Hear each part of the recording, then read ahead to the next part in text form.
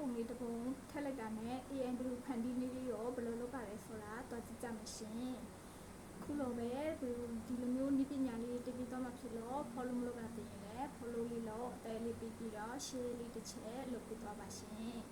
အားလုံးပဲဘယ်လိုလုပ်ပါလဲဆိုတာတူတူကကြည့်ကြမယ်ရှင်ဒီနေရာရောက်ရင်ခက်ခက်တဲ့ကိုဝင်လိုက်ပါ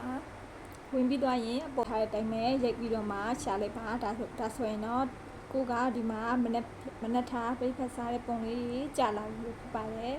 အဲ့တော့ကိုကဒီမှာပြိဖက်စားနေတဲ့ဒီဟာလေးကိုယူမှာဖြစ်တဲ့အတွက်ဒါလေးကို